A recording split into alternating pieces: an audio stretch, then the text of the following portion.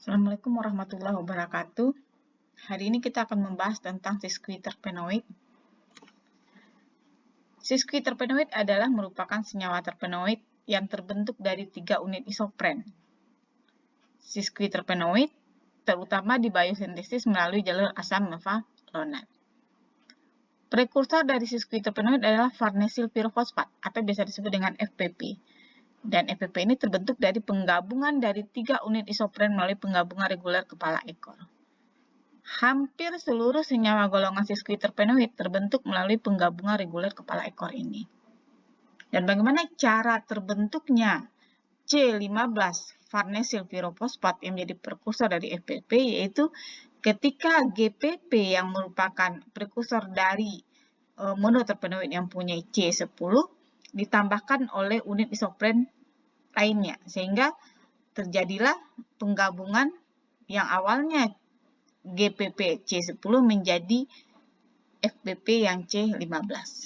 Sekarang kita coba lihat bagaimana mekanismenya. Dimulai dari granil pirofosfat.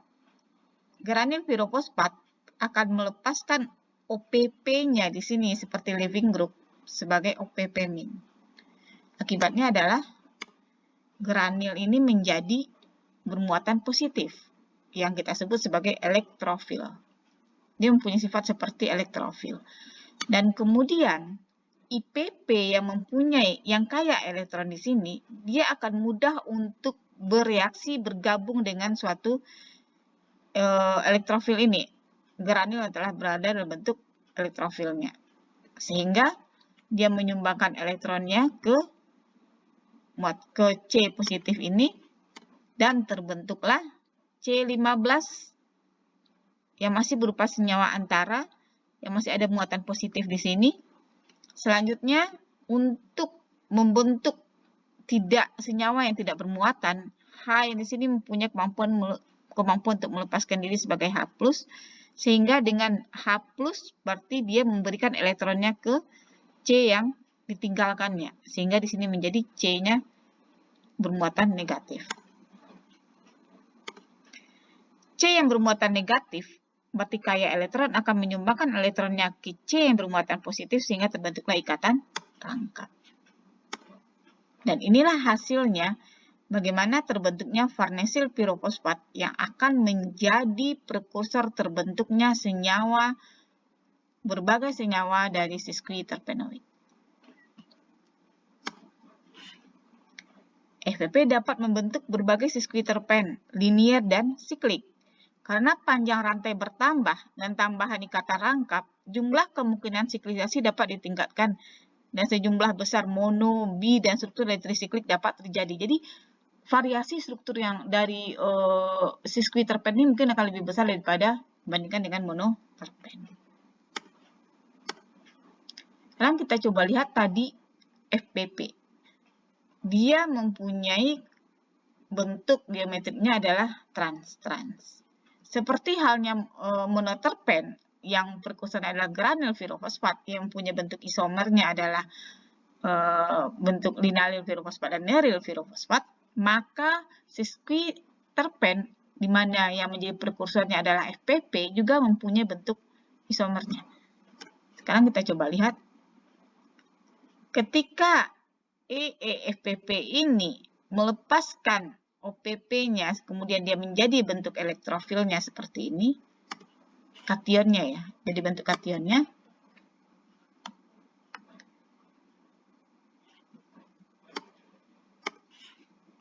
Maka muatan positif yang terjadi di sini bisa berpindah. Ini ya, elektronnya pergi yang muatan ikatan rangkap berbagi muatan ke positif ini sehingga muatan positif berpindah ke sini. Sehingga kondisi ini kita sebut sebagai nerolydyl cation. Dan dengan adanya OPP yang lepas tadi, kemudian terikatlah OPP di sini, maka dia menjadi nerolydyl pirofosfat. Dan ini adalah merupakan salah satu prekursor juga dari senyawa sesquiterpenoid. Dan yang kondisi seperti ini tadi, kan kita sebenarnya muatan positif ini bisa berada sekitar sini ya.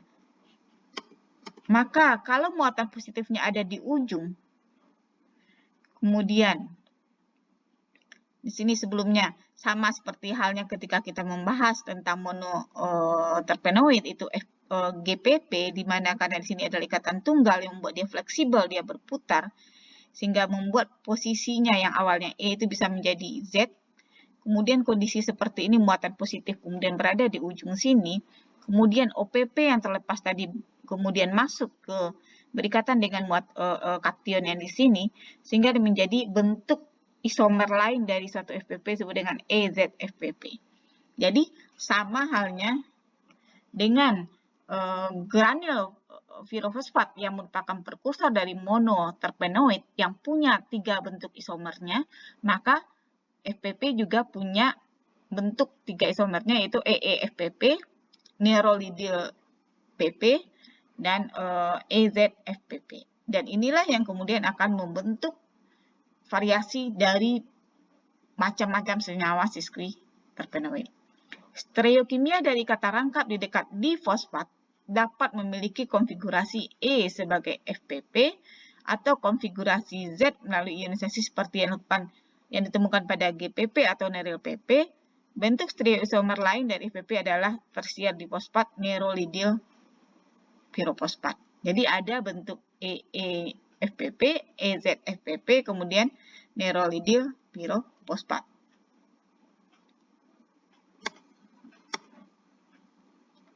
Sekarang kita coba lihat senyawa apa saja yang bisa terbentuk dari prekursor farnesyl cation ini.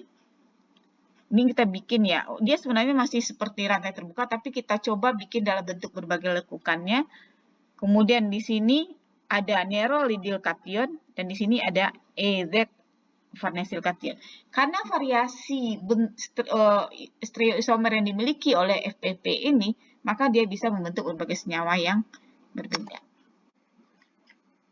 Sekarang kita coba lihat dari EZ farnesyl cation. Apa kemungkinan senyawa yang bisa terbentuk atau kerangka apa yang bisa terbentuk yang berasal dari EZ farnesyl cation? Di sini dikasih ada katanya 2 jalur, di mana secara kimia ketika ada suatu karbon yang bermuatan positif kan kemudian di dekatnya ada karbon yang kaya elektron, maka dia kecenderungan karbon kaya elektron akan menyumbangkan elektronnya. Nah, di sini kita punya 2 ikatan rangkap di area sini dan area sini. Maka area sini penggabungan antara ikatan rangkap area A ke muatan positif ini dan area B ke muatan positif ini akan menghasilkan kerangka sesquiterpenoid yang berbeda.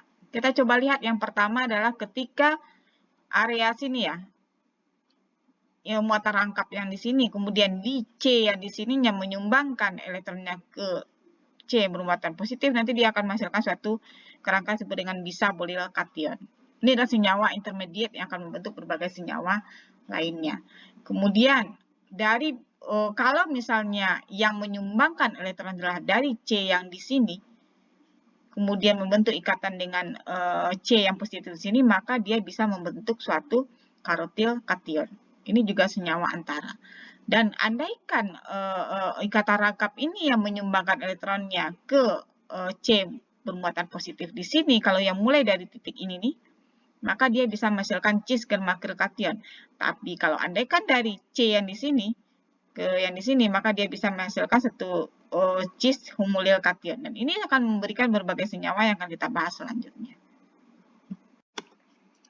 Kita bahas yang pertama, bagaimana EZ farnesyl. Untuk mempermudah saya kasih penomoran saja di sini, biar kita melihat bagaimana cara dia bergabung. 1, 2, 3, 4, 5, sampai di sini ada C-nya 15. Kemudian proses yang pertama adalah ketika tadi saya bilang bahwa ada suatu senyawa intermediate di sini, senyawa perantara yang membentuk bisabolil cation.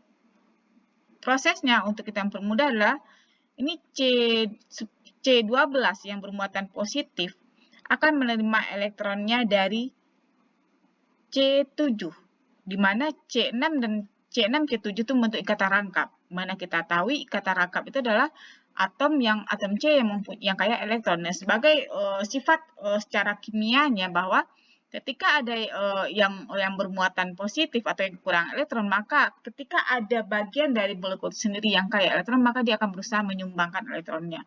Dan di sini karena sumbangan dari sumbangan elektron yang mempunyai ikatan rangkap antara 6 dan 7, kemudian 7 mengambil elektron ikatan ini dan kemudian mengajak ikatan ke C12, maka akibatnya adalah yang awal di sini tidak bermuatan karena elektron sudah diambil oleh 7, yang si C6 menjadi bermuatan positif, yang kemudian akan menghasilkan yang kita sebut tadi adalah senyawa perantaranya atau senyawa intermediatnya adalah bisabolil kation. Jadi prosesnya adalah di mana C12 bergabung dengan C7 yang menyisakan muatan positif di C6.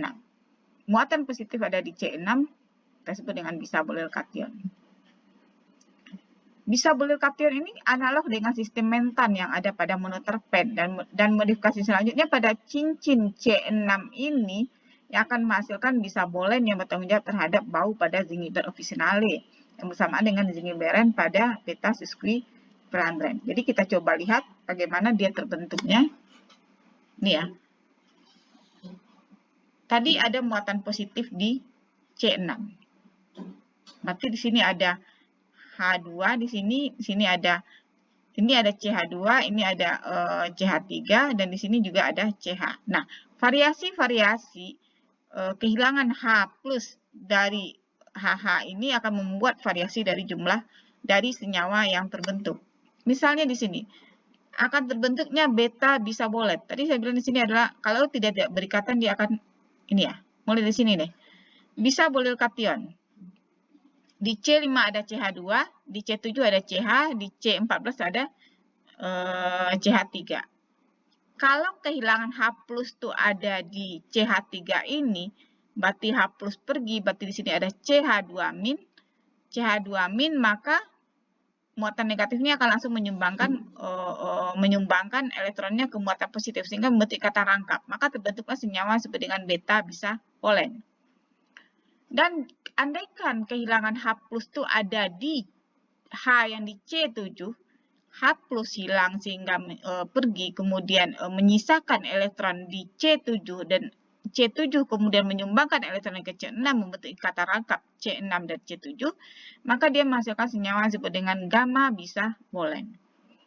Dan andaikan kemudian H plus itu lepasnya di C5, yang di sini akan CH2, kemudian H plusnya hilang menjadi CH- di sini, muatan negatifnya akan menyumbangkan elektronnya ke muatan positif sehingga membentuk ikatan rangkap di sini, maka disebut dengan alfa bisabolen. Ini adalah variasi senyawa yang terbentuk berasal dari bisabolil kation.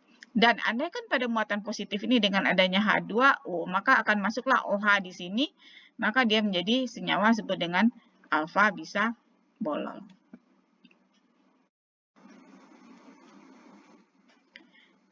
Dan proses oksidasi lebih lanjut daripada alfa bisabolol akan menghasilkan senyawa alfa bisabolol oksida B dan alfa bisabolol oksida A.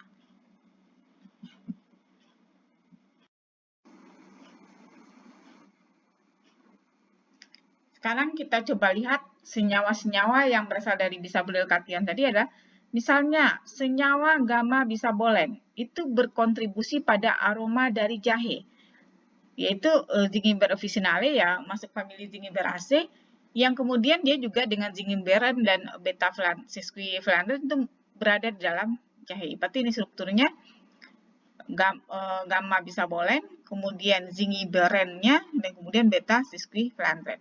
Adalah komponen yang terdapat dalam jahe. Kemudian, tadi kita membahas tentang senyawa bisabolol. Itu terdapat pada herbal matricaria ya, di mana bunga dari matricaria chamomile itu mengandung sekitar 0,5–19% minyak sirih yang mengandung sesquiterpen alfa bisabolol. Alfa bisabolol yang di sini juga bisabolol oksida dan oksida A dan B-nya. Di mana matricaria ini terutama digunakan sebagai antiinflamasi dan spasmolitik. Selain itu juga digunakan dalam gangguan pencernaan. Ekstrak atau minyak sirih dari matrikaria digunakan dalam krim ataupun salep anti radang, anti bakteri, dan anti jamur. Penggunaan secara oral dapat mengatasi luka lambung.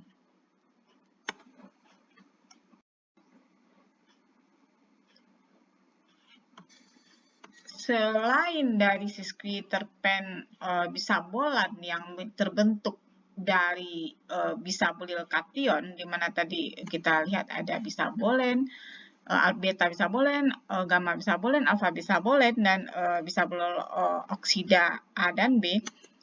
Ada lagi kerangka sesquiterpen yang juga terbentuk dari bisabolil kation ini, yaitu kita sebut sebagai sesquiterpen amorfan. Ini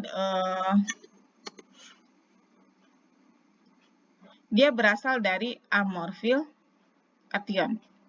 Kalau pada sesquiterpen bisabolan yang terjadi adalah kehilangan H+ di posisi C5, C7, dan C14, maka kalau pada untuk pembentukan sesquiterpen amorfan masih dengan prekursornya bisabolil kation, terjadi pergeseran 1,3 H-nya. Jadi H-nya 1, 2, 3 bergeser, H-nya bergeser ke posisi C6, sehingga dengan sendirinya muatan positif ada di C12. Dan kemudian karena ada muatan positif di C12 dan kita tahu bahwa di sini ada ikatan rangkap yang kaya elektron dan kemudian menyebabkan elektron pada C3 menyumbangkan elektron C3 menyumbangkan elektronnya kepada C12 sehingga membentuklah satu next cation disebut dengan amorfil cation. Amorfil cation inilah yang kemudian menjadi senyawa antara untuk membentuk golongan sesquiterpen yang lain yang kerangkanya kalian akan kenal nanti adalah kerangkanya amorfan. Jadi yang pertama tadi kerangkanya bisabolan, yang kedua ini kita sebut sebagai kerangka amorfan. Dan apa yang terjadi di sini? Senyawa yang terbentuk misalnya ada amorfa 4,11 dien, di mana yang terjadi adalah di sini ada CH3 yang muatan positif ada di 2, terjadi CH3 di sini kehilangan H+, maka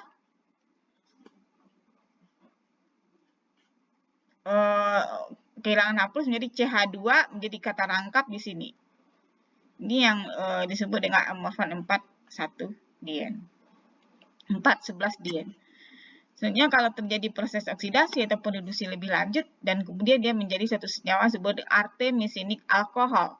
Dan apa yang akan menjadi ciri khas di sini selanjutnya adalah karena ada ini ya, ada oksidasi ya di daerah sini ya. Kemudian inilah yang kemudian terjadi oksidasi lebih lanjut, dia menjadi artemisinic aldehyde. Jadi dari alkohol menjadi aldehida. Dan kemudian menjadi senyawa artemisinic acid, asam artemisinat. Oksidasi lebih lanjut. Kemudian yang menarik di sini adalah dari asam artemisina atau artemisinic acid ini kemudian terjadi berbagai reaksi lebih lanjut, ada reaksi reduksi, kemudian oksidasi, dan berbagai proses oksidasi lebih lanjut, dia menghasilkan satu senyawa yang terkenal yang merupakan anti malaria disebut dengan artemisinin. Jadi artemisinin itu asalnya adalah dari ini tadi ya, dari bisabolil kation yang membentuk suatu amorfil kation yang berlanjut sampai akhirnya membentuk asam artemisinat, dan oksidasi lebih lanjutnya, dan reaksi-reaksi lebih lanjutnya akan menghasilkan artemisinin. Ini adalah obat anti malaria.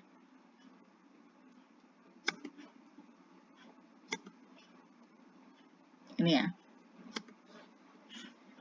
Amorfa 4,11 dien merupakan intermediat dalam pembentukan senyawa artemisinin yang dihasilkan oleh Artemisia annua. Artemisinin merupakan senyawa anti malaria ya. Dan kita coba lihat sedikit, Artemisia annua di sini adalah dikenal sebagai Qinghao dan merupakan obat tradisional Cina, di mana dia telah gunakan beberapa lalu untuk mengatasi demam dari suatu malaria. Kemudian Dan kemudian penelitian lebih lanjut kemudian menghasilkan bahwa ternyata dia mengandung artemisinin yang masuk kategori sesquiterpen lakton yang ternyata yang mempunyai aktivitas sebagai anti malaria. Berapa tumbuhan Artemisia annua itu juga mengandung sekitar 1,4% artemisinin.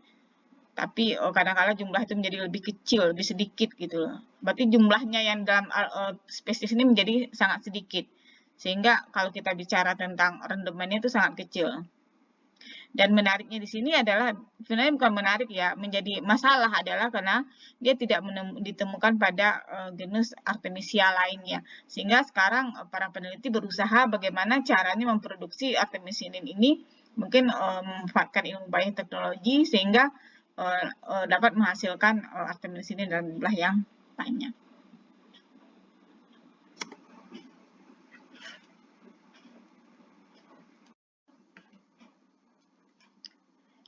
Selanjutnya kita coba lihat dari bentuk isomer FP lainnya, yaitu bentuk dari EE farnesyl kation. Kalau tadi kan dari EZ, flashback lagi. Kalau tadi kan dari EZ farnesyl kation, tadi menghasilkan kerangka dari bisabolan dan amorfan yang kita pilih. Sekarang kita coba dari selanjutnya kita coba dari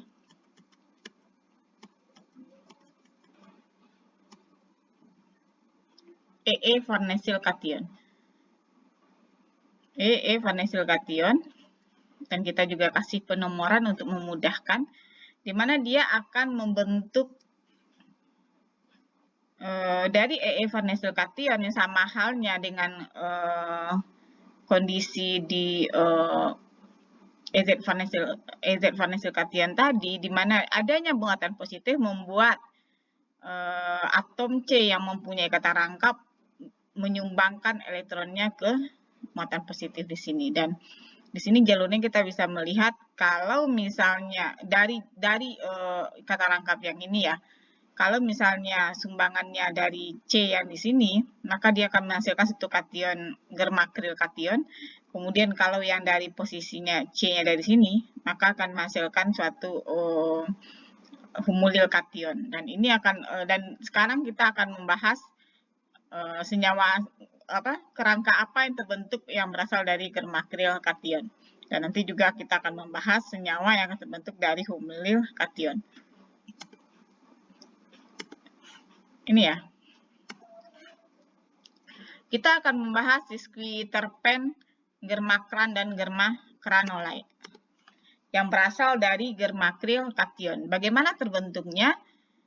Terbentuknya germakril kation adalah ketika adanya muatan, adanya suatu ikatan rangkap pada C2, C3, dan kemudian memberikan elektronnya, di mana C3 memberikan elektronnya kepada C12 sehingga membentuk ikatan C12C3 yang kemudian akan menghasilkan kation germakril. Kation germakril selanjutnya dapat menghasilkan suatu kerangka sesquiterpen germakranolite yang merupakan sesquiterpen yang paling banyak menunjukkan aktivitas farmakologisnya. Kalau dari germakril kation, dia bisa menjadi germakran, ya. Germakran, kemudian germakran itu kan berarti dari sini tadi ya, muatan positif ada di C2 jadinya karena C3-nya menyumbangkan elektronnya ke C12. Dan kemudian nih sama halnya hanya kehilangan H+ di posisi sini, maka akan menyebabkan jadi CH2, kemudian menjadi suatu lebih lanjut dia akan menjadi kata rangkap di sini, maka dia disebut dengan senyawa germakran A. Ini adalah yang mempunyai kerangka germakran. Kemudian oksidasi lebih lanjut, nanti posisi di sini akan terjadi oksidasi menjadi alkohol. Kemudian, mana kita lihat? dari alkohol menjadi aldehida oksidasi ya. Kemudian dari aldehida menjadi asam karboksilat. Kemudian terjadi lagi oksidasi. Berarti ada satu rangkaian dari oksidasi, kemudian dia akan menghasilkan suatu senyawa dan di mana terakhir terjadi kehilangan H2O.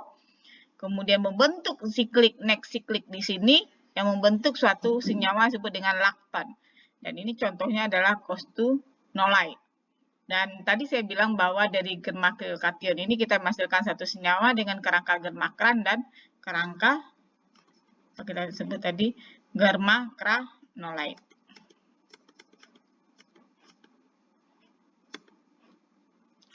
Inilah yang kita sebut sebagai sesquiterpenoid germakranolide.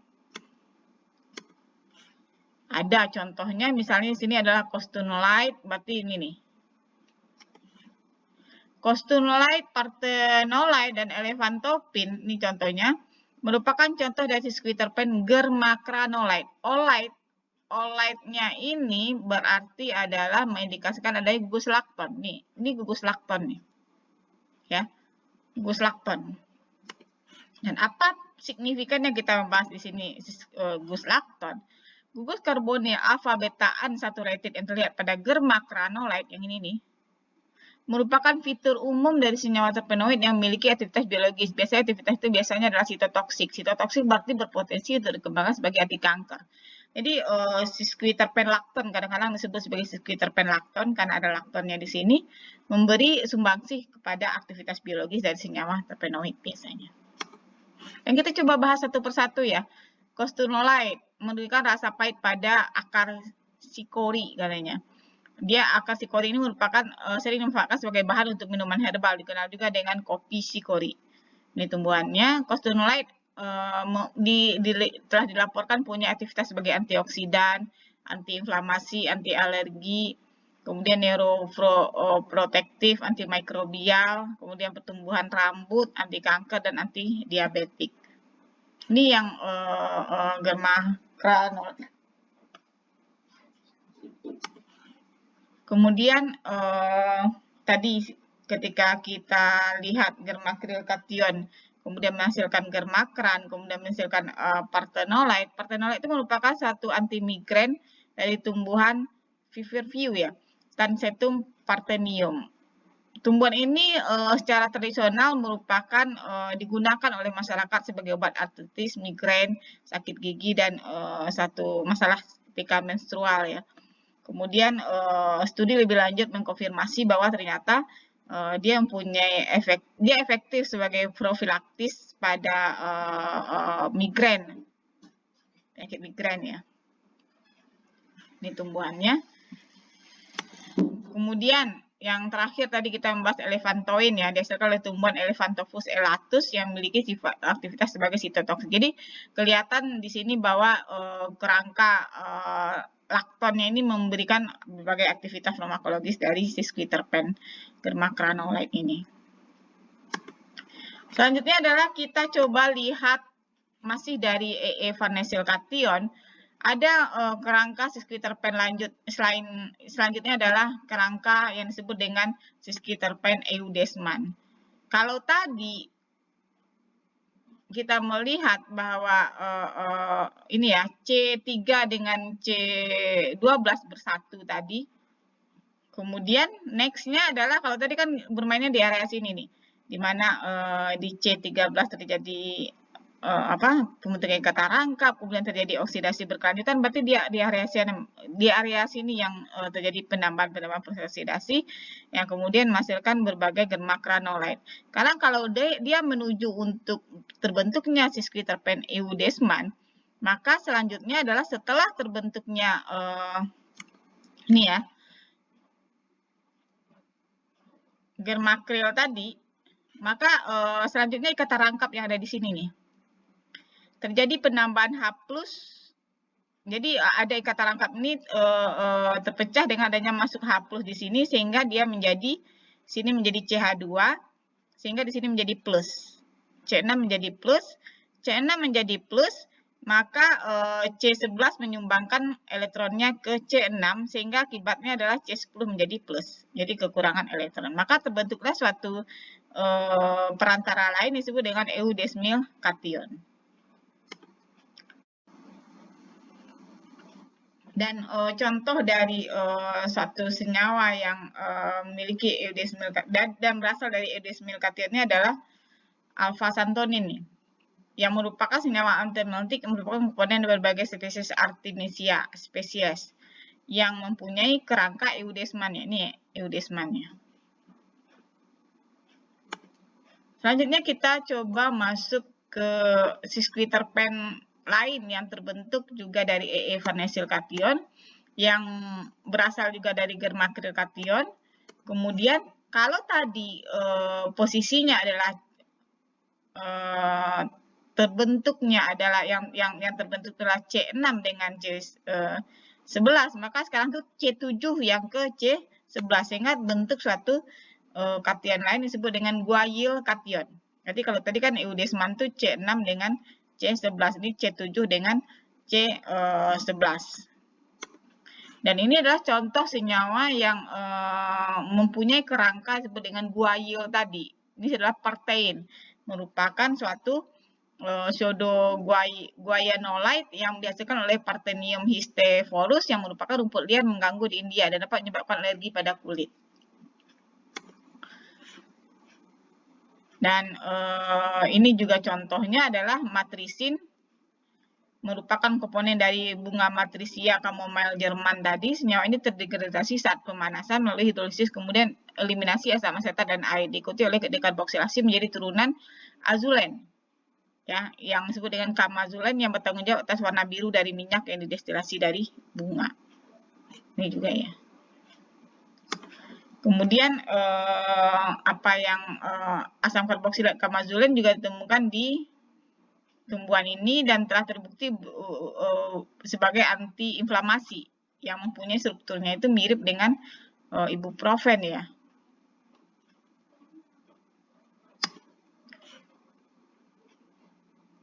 Dan ini juga contohnya lagi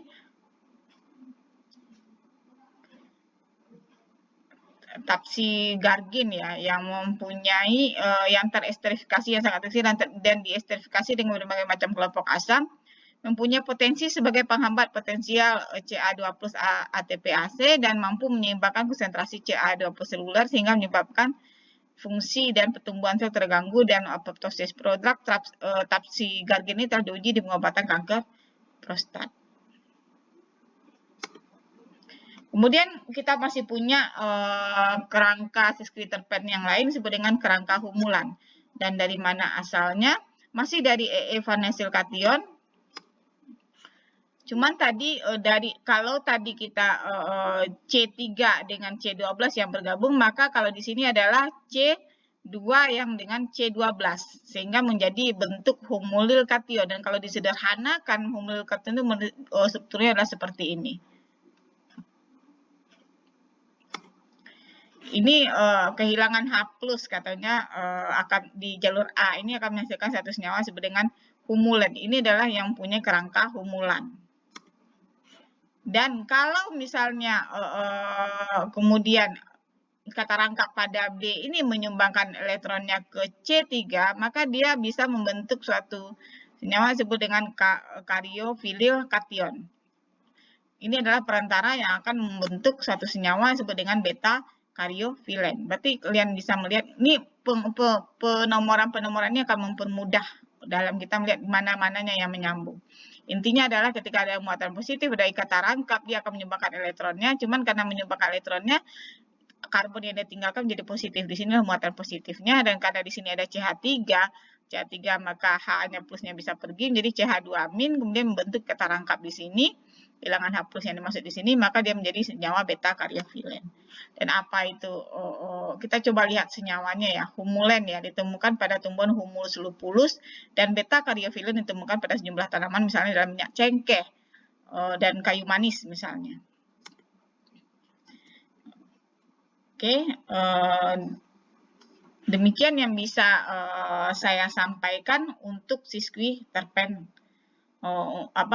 Beberapa contoh perwakilan dari kerangka yang dimiliki oleh sesquiterpen.